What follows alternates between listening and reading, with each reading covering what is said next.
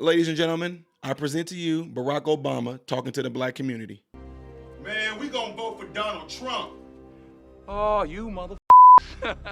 Okay. All right. You disloyal fool-ass bitch made. You think you can do this to me? I mean, basically.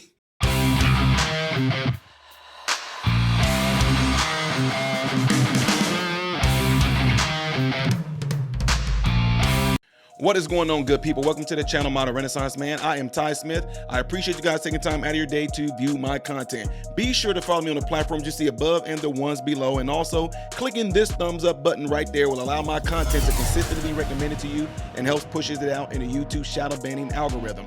Also, don't forget that if you have not done this yet, check and see if you have. And if you already have done it, you need to see if you still are subscribed to the channel, folks.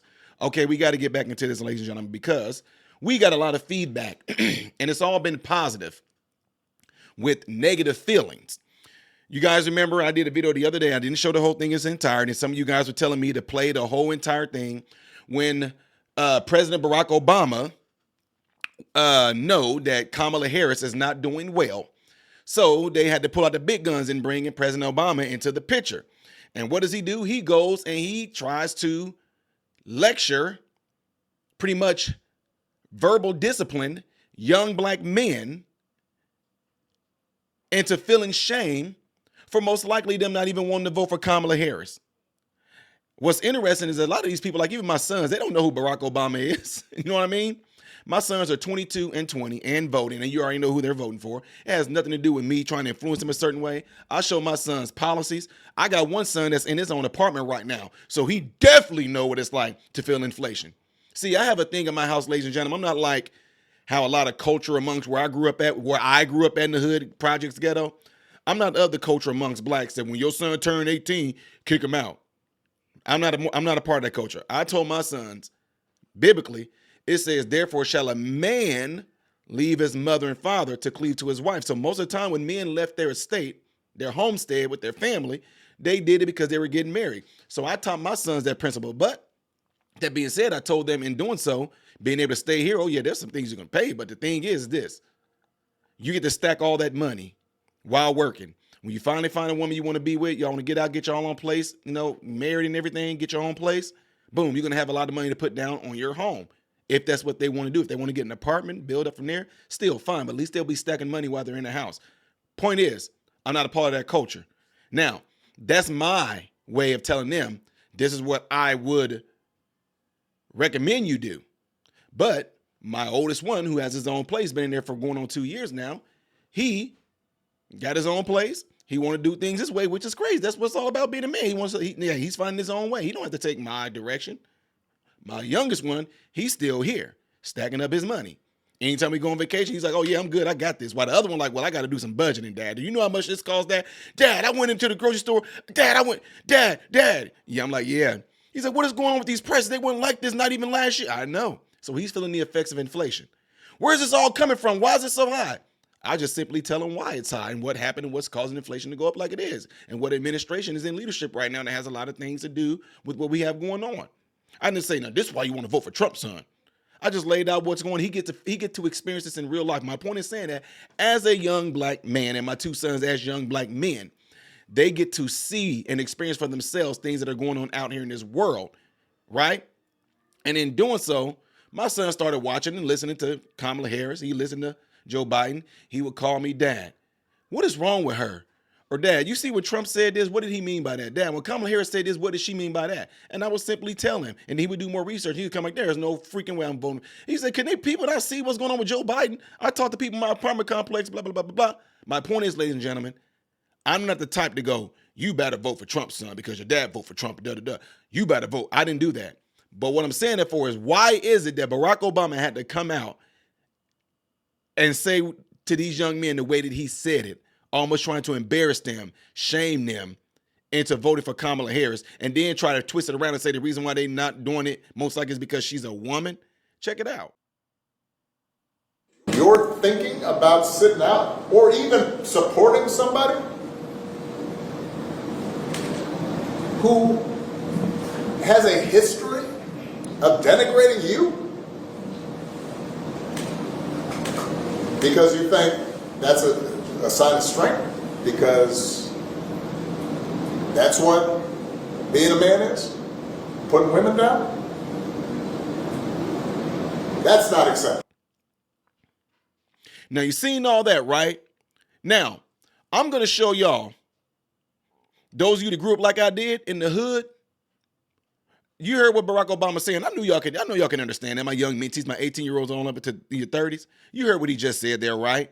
Now, to the people that I talk to in the hood and things like that of the sort, basically, because you might not be voting for Kamala Harris and you might be voting for Trump because you guys' circumstances is crazy right now, and they letting these immigrants come into y'all places. Basically, what Barack Obama is saying to you guys is this. You think you can do this to me? Oh, you motherfuckers. Okay. All right. You disloyal, fool-ass bitch made. I'm putting cases on all you bitches. Huh? You think you can do this shit? I'm the man up in this piece. Who the fuck you think you fucking with? I run shit here. You just live here. Yeah, that's right. You better walk away. Basically, look, a lot of people that I grew up in the hood, the projects, the ghetto. Some of you in here right now, oh my God, the language tight. Look, some of us that grew up around this stuff all of our lives, that language and what you just heard Denzel Washington do, by the way, is a good movie called Training Day, which, anyway, I'm not going to get into it. Point is, people understand that. People resonate with that. Look what happened in that movie right there when he did that scene right there. I know y'all like, this has nothing to do. Yes, it do, because the way that Barack Obama came at them is exactly what Denzel Washington was trying to do to these black folks in this community, in these projects, was to shame them and then to how dare they come out against him for him doing something wrong. You're here trying to shame us, make us feel bad when you are the one that is the crook. You are the one that's not doing nothing for the community. Yeah, in that movie, Denzel Washington didn't do nothing for the black community. He actually made it worse. He was the crook. He was the bad one. But then to try to flip it around and shame them as if they are the bad ones. Barack Obama, same thing. My Chicagoans, what did he do for Chicago while he was there? He came up through Chicago. He was a senator here in Illinois. What did he do while he was there in Chicago? Oh, got a library. But what did he actually do for black people there? And it doesn't even matter because I gave y'all a little lesson yesterday showing you how a lot of us on a social construct level, we've adopted the whole one drop rule, which is rooted in racism itself. I showed y'all the video on that. I talked about it numerous of times on this channel about how the one drop rule is rooted in racism, right? So what I'm saying that for is, listen, ladies and gentlemen, Barack Obama is not black. You've been taught, you've been indoctrinated to think that he's black because he's biracial. His mom is white. His dad is from Africa. He's from Kenya. Barack Obama was raised by his grandparents in Hawaii in upper middle class. And then he wants to try to come and act like he can relate to what it's like for the black women to do this. He never experienced that. His dang on white mama didn't even really raise him. So what is he talking about? He don't understand that. Don't believe me. Go and do your research and look it up, ladies and gentlemen. Don't believe what I'm saying. Don't. Go and look it up. This man never struggled or done anything like that like a lot of us have. He has not. You should be able to just flame things off of things that you experienced, where you was at. I can tell y'all things of where I was at, what street I was on, and then not only that, things that we were around that happened to us in our childhood, whether it was shootings or us finding a dead body and things like that. It can be looked up and you can see the records of it in the dang on, when you research it in the old newspaper, you can look it up online. Things that I talk about, what I experienced and what street it happened on, I can show you that I lived there and things like that. I can show you where it's at currently now. I can go there and show you. He can't do any of that, but then want to act like they can relate to a lot of folks that came out of the hood and is doing something with themselves.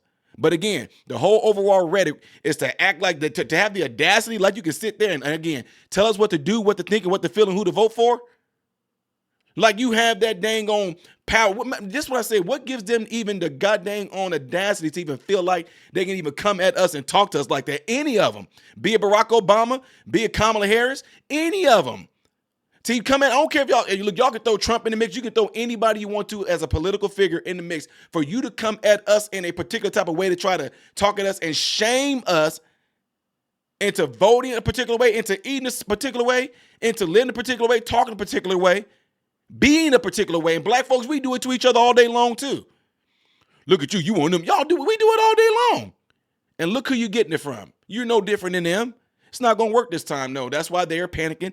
That's why they are scared, is because they seen, and I showed it about 2 months ago, where there's been a huge influx of black men going for Trump. And it's scaring the living daylights out of them, folks.